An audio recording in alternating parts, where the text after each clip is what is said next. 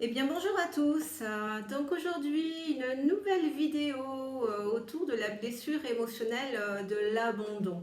Voilà, parce qu'on me fait souvent cette remarque quand je précise que la blessure de l'abandon, on peut la ressentir, la vivre, la vibrer quand on a manqué de démonstration affective, mais il peut m'arriver aussi de dire lorsqu'aussi on a reçu trop d'amour.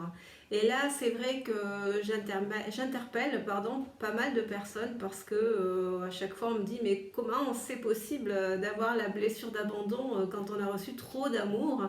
Est-ce que l'amour ne guérit pas tout? Ou est-ce que l'amour n'est pas le médicament à tout? Oui, j'ai envie de dire, mais l'amour inconditionnel, celui qui fait confiance, celui qui respecte l'autre dans sa totalité d'être, celui qui permet à l'autre d'être libre. Celui-ci, oui, bien sûr, à fusion, allez-y, aimez, aimez. Mais bon, le souci, c'est que voilà, on est plutôt dans un amour conditionnel, un amour qui contrôle, un amour qui anticipe, enfin voilà, toutes ces choses-là, hein.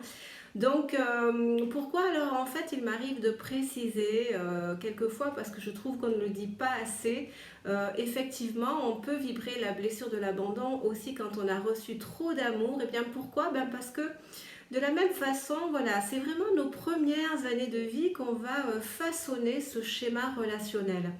À l'époque, on est vraiment que dans les ressentis, on n'est que dans les émotions, hein. On n'a pas de conscience qui permet de nous aider à comprendre, à analyser, enfin, à gérer. Tout ça, on n'a pas quand on est enfant. On n'a pas, le cerveau, il n'est pas encore assez formé. Ce qui fait que ben, chaque situation, oui, chaque émotion, on va vraiment la recevoir de plein fouet. Alors autant la bonne, la positive, la agréable que la désagréable, que l'inconfortable. Et c'est vraiment face aux situations de la vie hein, qu'on va ressentir des choses, on va avoir des perceptions de nous-mêmes dans ces situations-là. Et donc les émotions vont découler de ces perceptions. Et alors, pourquoi en fait j'en reviens là? C'est parce que donc c'est nos premières années, que ce sont nos premières années que nous façonnons notre schéma relationnel. Et du coup, de la même façon, alors si j'ai pas reçu de démonstration affective, je vais ressentir un manque affectif, ce qui fait que le système de défense qui va en découler va être la dépendance affective. Mais au même titre, en fait, si mes premières années de vie, je reçois beaucoup d'amour, un amour très présent, trop couvrant, trop couvant, un amour, oui, presque étouffant. Enfin bref, quand on est enfant, on s'en rend pas forcément compte, mais bon, on reçoit cet amour. Et dans la mesure où notre schéma relationnel se façonne nos premières années de vie, eh bien au même titre où si je n'ai pas reçu de démonstration affective, je vais vibrer le manque affectif. Mais si j'en reçois énormément, si j'en reçois beaucoup, en fait, mon inconscient va enregistrer que pour me sentir bien, pour me sentir sécure, j'ai besoin de beaucoup de démonstrations affectives.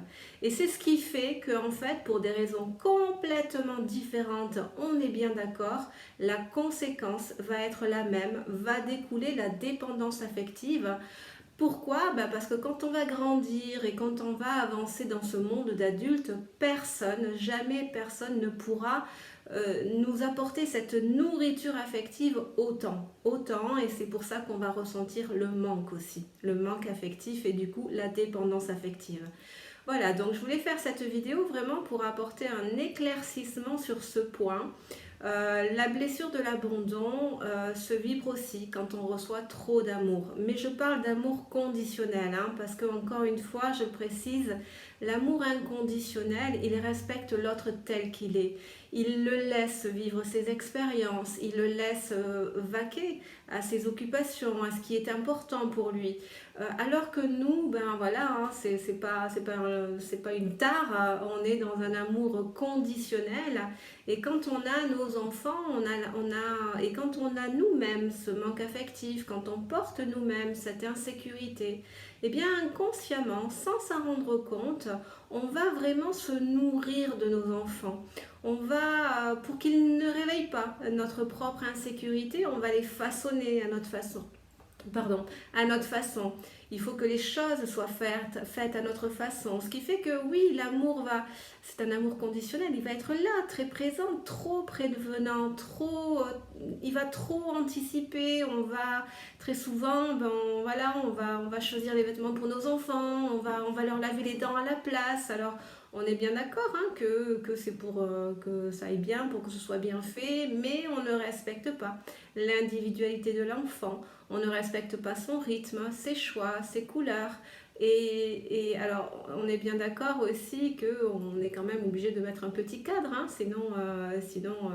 on est là, parents, pour ça aussi, pour poser une structure, mais dans un juste milieu. L'amour fait confiance. L'amour respecte l'intégrité de l'autre, et notamment, pareil, nos enfants. Il va respecter son rythme, il va respecter son essence, sa créativité. Là, bien sûr, on ne peut pas étouffer de cet amour-là, puisqu'il respecte l'autre tel qu'il est. Mais nous, quand on est dans nos propres blessures, dans notre propre blessure d'abandon, voire de trahison, dans cette insécurité, on va trop couvrir, on va faire à la place d'eux, en pensant que c'est de l'amour, hein, en pensant, on est convaincu, hein, je suis passée par là et je l'ai faite, hein, cette erreur. Hein. On est convaincu que c'est pour le bien de nos enfants, mais là, c'est un amour qui est castrateur. Et puis surtout, comme on est dans ces énormes démonstrations, dans cette énorme présence, en fait, on va rendre notre enfant dépendant. Dépendant, insécure aussi, parce qu'on ne va pas le laisser faire à sa façon. Donc, quelque part, c'est dans ces situations-là aussi que l'enfant il commence à perdre confiance en lui.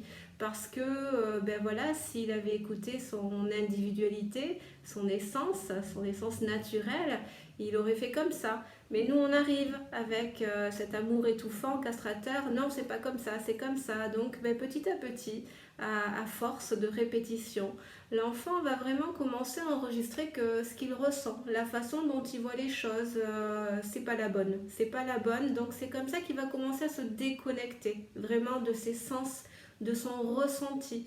Et puis, il va faire en fonction de ce qu'on dit à l'extérieur parce qu'a priori, c'est mieux. Et c'est pour ça que du coup, en grandissant, on devient des adultes influençables, on n'a pas confiance en ses ressentis, on ne se fie pas. On se fie pas à ce qu'on ressent. Donc voilà, je voulais apporter cette précision, l'amour inconditionnel, oui, ça bien sûr, c'est jamais trop, c'est jamais trop, parce que celui-ci, il n'étouffe pas, il fait confiance, il rend l'autre libre, il respecte l'autre tel qu'il est. Mais celui-là, oui, bien sûr, à profusion, sans problème. Mais l'amour inconditionnel, celui qui étouffe, celui qui anticipe, celui qui est trop présent, en fait, il est très présent. Et l'enfant, alors c'est sûr, hein, il ressent pas les choses comme ça. Hein. Lui, il n'est pas du tout dans cette analyse, mais en tout cas, ce qu'il perçoit, c'est que maman ou papa est toujours là pour faire à ma place. Il y a toujours ces démonstrations. Donc l'enfant n'arrive pas à se sécuriser seul. Il a toujours besoin de cette compagnie ou de quelque chose. Et c'est en cela, en fait, hein, qu'on le rend dépendant. Oui, dépendant, affectif, parce que toutes ces démonstrations affectives qu'on va lui donner, inconsciemment, c'est pour réparer notre propre manque affectif. On se nourrit de cet amour qu'on donne, de cette fusion qu'on ressent avec l'enfant. Ça vient combler notre propre manque affectif et c'est pour ça qu'on a tendance à aller chercher ces doses-là, si je peux dire. Mais voilà, le souci, c'est que l'enfant est en train de façonner son schéma relationnel, celui qui va influencer tout ce qu'il est adulte, tous ses choix, toutes ses réactions, tous ses comportements, toutes ses attitudes.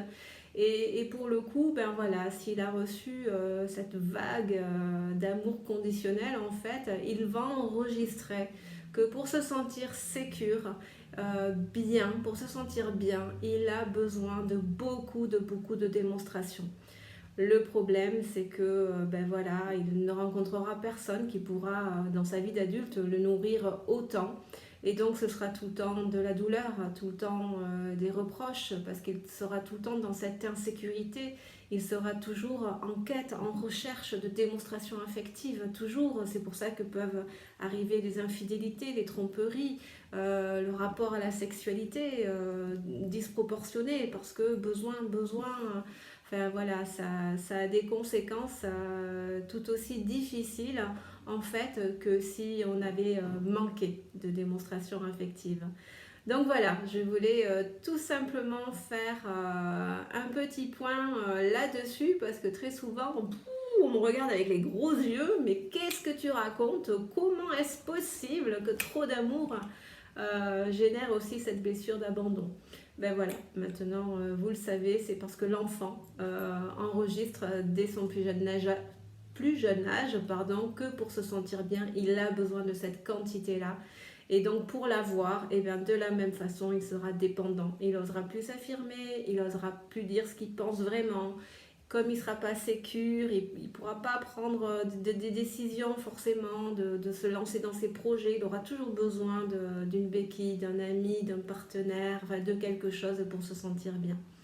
Donc voilà, c'est important d'en avoir conscience. Moi de mon côté, cette erreur, je l'ai faite. Je l'ai faite. J'ai beaucoup, trop, entre guillemets, je dis toujours trop, entre guillemets, j'ai trop nourri, ce qui fait que on rend nos enfants dépendants et après, pour le coup, c'est eux qui souffrent à leur tour et c'est absolument pas ce qu'on veut, ce qu'on souhaite, mais voilà. On ne sait pas. C'est sûr qu'au jour d'aujourd'hui, si je savais tout ça, tout serait complètement différent. Mais bon, c'est trop tard, c'est comme ça. Faut pas trop s'en vouloir. On a fait tous comme on a pu avec ce qu'on avait. Et puis, l'essentiel, c'est de retenir tous ces enseignements aujourd'hui et de pouvoir les pratiquer, de pouvoir les appliquer dans son quotidien. Écoutez, voilà, je crois que j'en ai terminé avec cette vidéo. Donc, il ne me reste plus qu'à vous souhaiter une jolie fin de journée et puis à une prochaine fois au travers d'une nouvelle vidéo, d'un nouveau thème. Je vous embrasse bien affectueusement et puis prenez bien soin de vous. Au revoir.